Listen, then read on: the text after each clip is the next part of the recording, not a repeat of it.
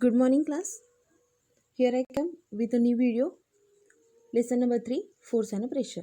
Ball आणि दाब.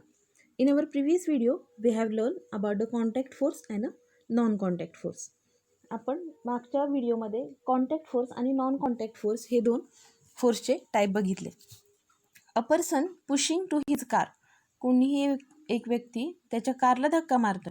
That is a example of a contact force because there is a contact between two objects.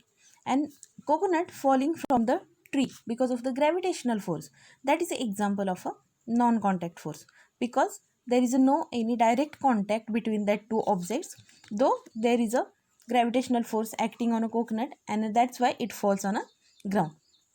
Now come on a page number 15, our second part. Use your brain power. Make a list of some more examples in which contact and non-contact forces are applied. Write the type of force. आता तुम्हाला तुम्ही विचार करून लिहायचं आहे की आणखीन कोणत्या गोष्टीमध्ये आपण कॉन्टॅक्ट फोर्स आणि नॉन कॉन्टॅक्ट फोर्स वापरतो आणि प्रत्येक एक्झाम्पल नंतर त्याच्यामध्ये वापरलेल्या फोर्सचा टाईप कोणता आहे, तो कॉन्टॅक्ट फोर्स आहे किंवा नॉन कॉन्टॅक्ट फोर्स आहे, हे तुम्हाला मेन्शन करायचं आहे. Try this. Take 2 plastic bottles with rectangular shape. Close their opening by fitting the lid tightly. Keep 2 small bar magnet on them and fix them neatly using the sticking tape. Figure 3.3. बघा, आपल्याला काय करायचं आहे तर 2 rectangular शेपच्या bottles घ्यायच्या आहेत आणि त्याचं जे लीड आहे किंवा त्याचं जे ओपनिंग आहे ते एकदम घट्ट बंद करायचं आहे आणि त्याच्यावरती 2 बार मॅग्नेट स्टिकिंग टेपनी फिट करायचे आहेत as shown in the figure. Fill a big plastic tray with water and leave the 2 bottles floating with magnets at the top. एका मोठ्या ट्रेमध्ये आपल्याला पाणी भरून घ्यायचं आहे आणि त्या ज्या 2 प्लास्टिक बॉटल आपण बार मॅग्नेट फिक्स करून घेतलेल्या आहेत त्या पाण्यामध्ये सोडायच्या आहेत. Take 1 bottle and while living that bottle in a water you have to take precaution that the bar magnet should be at the top. जेव्हा तुम्ही त्या बॉटल्स पाण्यामध्ये सोडताय तेव्हा जो मॅग्नेट आपण फिक्स केलेला आहे तो वरती पृष्ठभागावरती राहिला पाहिजे. Take 1 bottle near to the other. If the north pole of the magnet is near to the south pole of the other magnet, the bottles will head towards each other because unlike poles attract each other. आता बघा, last year we have learned about the magnetism. We have learned the property of a magnet की magnet there is a attraction between two opposite poles of a magnet. Magnet चे जे 2 opposite poles असतात. We have learned that magnet have 2 poles, north pole and a south pole. तर कोणतेही 2 opposite pole जे असतात मॅग्नेटचे त्याच्यामध्ये attraction असतं, ते एकमेकांना आकर्षित करतात. तर जर त्या मॅग्नेटचे 2 अपोजिट पोल एकत्र असतील तर we can observe the attraction between that 2 bottles. त्या 2 बॉटल ज्या आहेत त्या एकमेकांच्या जवळ येतील. Observe what will happen when the direction of the bottle are changed. We can observe change in the motion of the bottle without any direct contact. This means that there exists a non-contact force between 2 magnets. Now suppose if we change the direction of a bottle. आता we consider that this is a north pole and this is a south pole. These are same, means these 2 poles are different or opposite. So there we can observe the attraction. आता समजा एका बॉटलची जी direction आहे ती आपण change केली, म्हणजे 2 blue कलरचे poles एकत्र आहेत or the similar poles are together. तर अशा वेळेला आपण काय ऑब्झर्व करू, because of the similar poles are together there is a repulsion between 2 similar poles. मॅग्नेटचे 2 एकसारखे पोल जवळ आल्यामुळे आपल्याला काय दिसेल तर तिकडे रिपल्शन दिसतं. त्यामुळे काय होतं तर बॉटल्स ह्या एकमेकांपासून दूर जातात. Means there is no any direct contact between these 2 bottle. Then also we can observe the movement of that bottles. म्हणजे जर सिमिलर पोल एकत्र असतील तर रिपल्शन होतं, म्हणजे त्या बॉटल्स एकमेकांपासून दूर जातात. जर अपोजिट पोल्स एकत्र असतील तर त्या बॉटल्स एकमेकांकडे अट्रॅक्ट होतात. And from that activity we can say or we conclude that there is a exist of a non contact force between 2 magnets. म्हणजे आपण असं म्हणू शकतो की 2 मॅग्नेटमध्ये नॉन कॉन्टॅक्ट फोर्स हा एक्झिस्ट असतो. तसंच तुम्हाला आणखीन काही एक्झाम्पल शोधून काढायचे आहेत आणि you have to complete that you have to make the list of some more examples. Now again use your brain power. You have learned about static electricity in the previous standard. Electrostatic force is a non-contact force. To verify this, which experiment will you perform? आता जसं आपण वरती ॲक्टिव्हिटीमध्ये बघितलं, आपण एक experiment केलाय आणि त्याच्या थ्रू आपण सांगू शकतो की there is a non contact force present between the magnets. तसंच इलेक्ट्रोस्टॅटिक फोर्स हा सुद्धा एक नॉन कॉन्टॅक्ट फोर्स आहे. हे प्रूव्ह करण्यासाठी किंवा व्हेरीफाय करण्यासाठी तुम्ही कोणता एक्सपेरिमेंट कराल? So think on it and write down that experiment. Next part is a balanced and unbalanced force. Try this.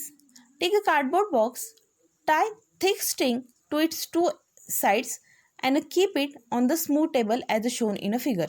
Now in figure 3.4 you can see the table. On that table there is a box and a string is tied on the two side of that box. तर आपल्याला एक box घ्यायचा आहे आणि त्याच्या दोन्ही बाजूला एक धागा घट्ट बांधून तो बॉक्स आपल्याला एका स्मूथ टेबलवरती ठेवायचा. Take the string on a both side of the table, tie weighting pans to the two ends, keep equal masses in the both pans. The box does not move on the table. आता काय करायचं आहे, तर जे आपण धागे बांधलेत त्याला आपल्याला दोन बॅलन्सिंग पॅन बांधून घ्यायचे आहेत आणि त्याच्यामध्ये इक्वल मापाचे किंवा इक्वल वेट असणारे दोन वेट्स ठेवायचे आहेत.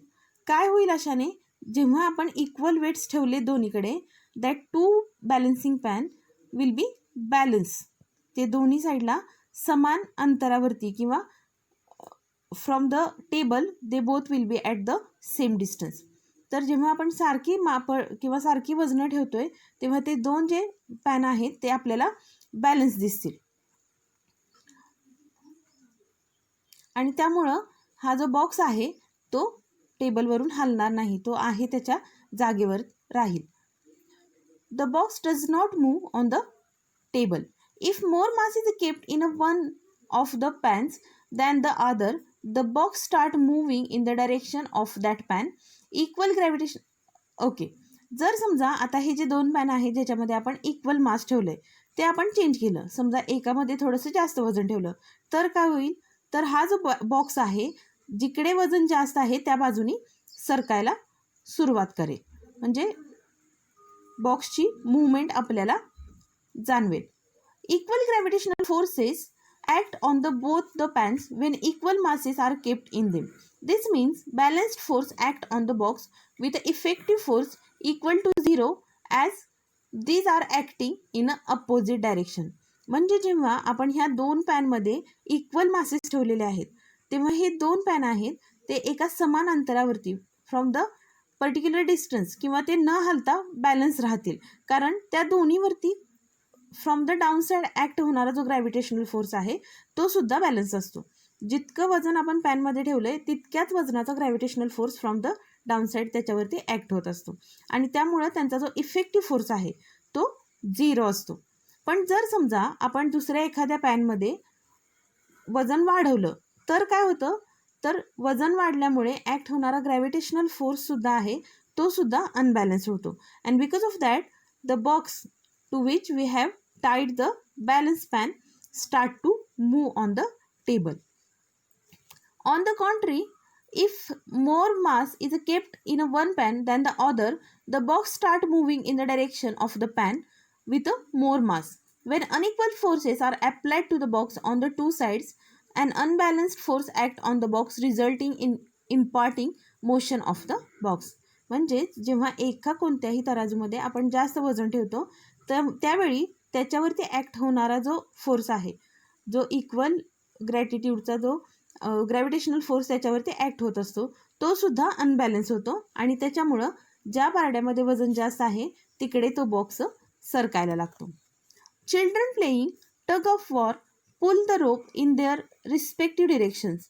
If the pull of force is equal on the two sides the rope does not move.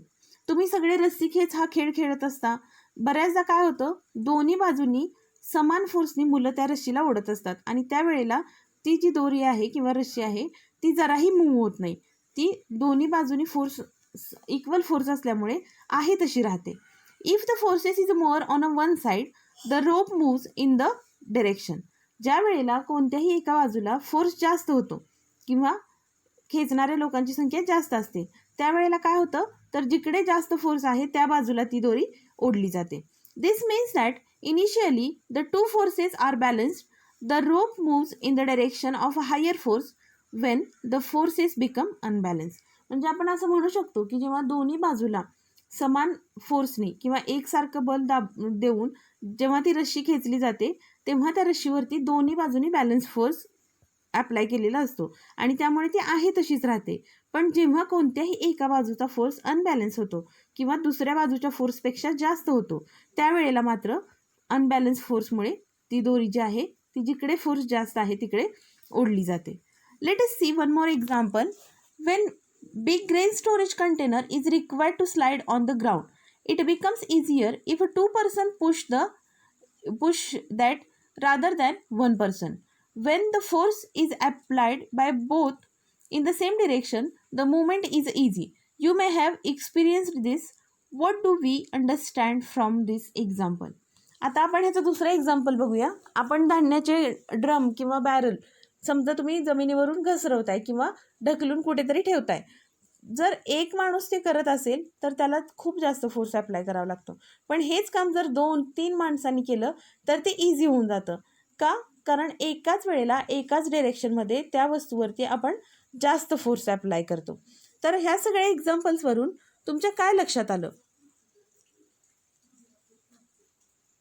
Come on a next page. We'll see the next part on a next page.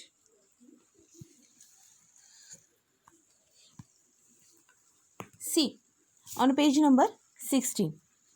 If several forces are applied on an object in the same direction, the force equal to their addition acts on the object. म्हणजे जसं आता आपण एक्झाम्पलमध्ये बघितलं की धान्याचा एखादा barrel किंवा कोणतीही जड वस्तू जेव्हा एक माणूस ढकलतो it is not possible to the one person. पण जेव्हा 2-3 माणसं एकत्र मिळून ढकलतात दॅन इट बिकम इझियर. म्हणजे जेव्हा खूप सारे फोर्स एका ऑब्जेक्टवरती एकाच डिरेक्शनमध्ये अप्लाय केले जातात तेव्हा त्या सगळ्या फोर्सेसचा इक्वल असतो किंवा त्या सगळ्या फोर्सेसची जी ॲडिशन असते तेवढा फोर्स त्या ऑब्जेक्टवरती अप्लाय होत असतो किंवा त्या ऑब्जेक्टवरती ॲक्ट करत असतो. If two forces are applied on one object in the direction opposite to each other, the force equal to their difference act on the object. म्हणजे आता दुसरं एक्झाम्पल बघा. जर आपण रस्सी खेच खेळतोय आणि जर दोन्ही साईडहून वेगळे वेगळे फोर्सेस अप्लाय केले जात आहेत किंवा दोन्ही बाजूनी वेगळ्या वेगळ्या फोर्सेसनी ती रस्सी ओढली जाते तर त्या दोन्ही फोर्सेसची जी डिफरन्स असतो किंवा सबस्ट्रॅक्शन असते that much quantity of force is acting on that particular rope. म्हणजे दोन्ही बाजूने असणाऱ्या फोर्सेसचा जी काही डिफरन्सेस आहेत तेवढा फोर्स त्या रोपवरती ॲक्ट होत असतो. अ force is a expressed in a magnitude and a direction. Force is a vector quantity.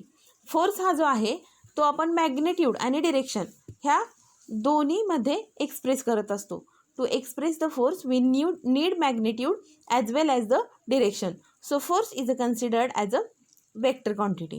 When a force is applied on a stationary object, it moves its speed and a direction change.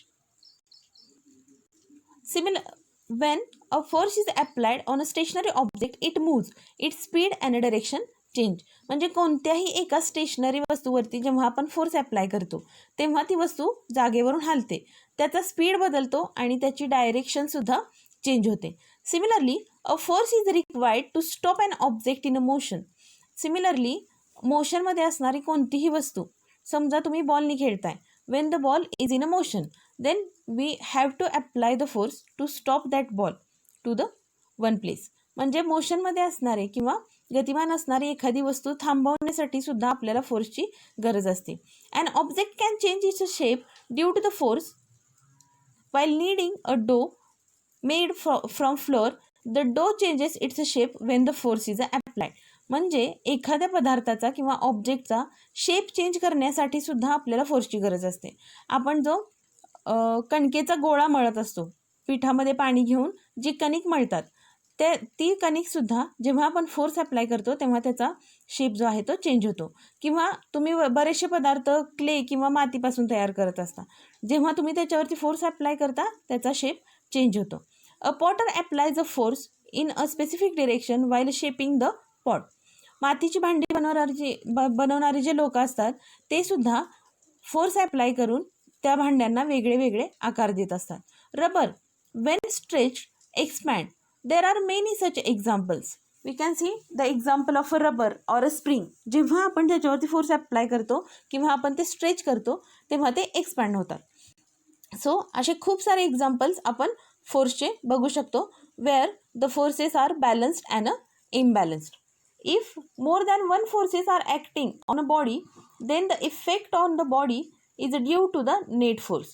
जेव्हा कोणत्याही बॉडीवरती एकापेक्षा जास्त forces apply होत असतात तेव्हा त्या बॉडीवरती act होणारा जो फायनल फोर्स असतो it is due to the net force किंवा that is the addition of all forces acting on the body.